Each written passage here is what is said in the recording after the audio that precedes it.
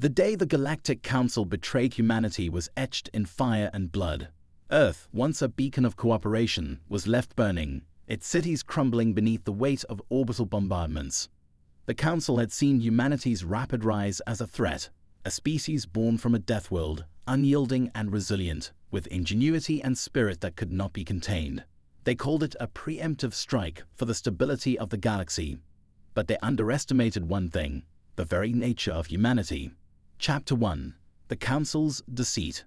Ambassador Karen Yates stood in the Galactic Council chamber, a towering room filled with representatives from every corner of the known galaxy. She felt uneasy as the Council's decision was announced. For the sake of galactic peace, Intern Seller, a reptilian elder of the Council, his voice dripping with false diplomacy, Earth is to be quarantined indefinitely. All human territories will be placed under Council protection and governance. Karen's eyes widened. She was told Earth's inclusion in the Council would grant peace, security, and prosperity. Instead, it was a hostile takeover. "You can't do this," she shouted. "We've upheld every agreement, every treaty. Humanity has been loyal." Loyal? Zeller's reptilian lips curled. "Your species has proven too dangerous. You spread too fast, adapt too easily. The Council has decided this for the greater good." Even as she argued, her thoughts raced to Earth. This quarantine would already be underway. She had to warn them. Chapter 2. The Fall of Earth. The Council's fleet descended upon Earth without warning. Massive ships, bristling with weapons, appeared in the skies, blackening the heavens with their numbers. People watched in horror as orbital bombardments leveled entire cities. Satellites were knocked from their orbits, military installations reduced to rubble. But humanity didn't cower. Across the planet, soldiers and civilians alike rose to defend their home. A network of underground bunkers, developed over decades of Cold War paranoia, became humanity's last bastions of resistance. Military generals communicated through encrypted channels, planning guerrilla strikes while civilians sabotaged enemy supply lines and staged daring raids.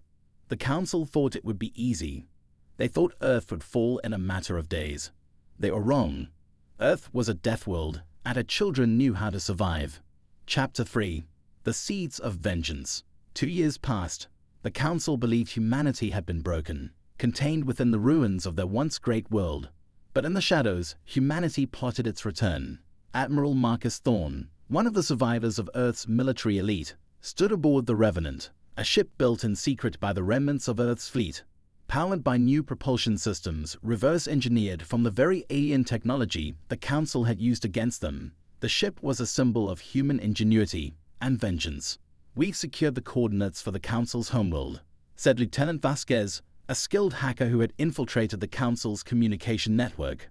"They won't see this coming." Thorne nodded. "It's time." The Revenant wasn't alone. In the 2 years since the Council's betrayal, humanity had rallied their colonies in secret, gathering ships and weapons. New alliances were formed with species that had also suffered under the Council's iron rule. Together, they built a strike force capable of toppling the very government that betrayed them. Chapter 4. Humanity Strikes Back. The skies above the Galactic Council's homeworld, Nexa, were calm, until the Revenant appeared, followed by hundreds of human warships. The Council's fleet scrambled to respond, but they were no match for humanity's new tactics and weaponry. Utilizing stealth technology, the human fleet had bypassed planetary defenses entirely, striking directly at the heart of the Council. Admiral Thorne gave the order. All ships, open fire. Orbital platforms and defense stations crumbled under the barrage of missiles and energy weapons. Council ships were torn apart by human fighters, which maneuvered with the precision and fury of a species that had learned war from the cradle. The once mighty Council, which had controlled the fate of the galaxy for millennia, was on the verge of collapse. In the Council chamber, Zeta watched in disbelief as reports flooded in. "Impossible," he muttered. "They were supposed to be broken." But humanity was not broken. They were angry. Karen Yates, who had been imprisoned by the Council since Earth's fall, escaped during the chaos and stood before Zeller, a plasma pistol in hand. "This is for Earth," she said coldly before pulling the trigger. Chapter 5. A New Order. The fall of Nexa signaled the end of the Galactic Council. Across the galaxy, oppressed species rose up in rebellion, emboldened by humanity's triumph. The Council's grip on power crumbled, their loyalists hunted down and their territories liberated. But humanity's victory wasn't just about revenge. It was about justice. The new alliance forged by humanity alongside their alien allies created a new order, one based on mutual respect and cooperation, not fear. Admiral Thorne stood on the bridge of the Revenant, gazing at the stars. "We've made our mark on the galaxy," he said, "but now we need to make sure it's a better place." Karen Yates stood beside him. "They'll think twice before betraying humanity again." Thorne smiled grimly. "They'd better." Humanity had been betrayed, but they had struck back with vengeance. And now the galaxy knew to never underestimate a Death Worlder. With the Galactic Council in ruins, the galaxy held its breath, waiting to see what humanity would do next.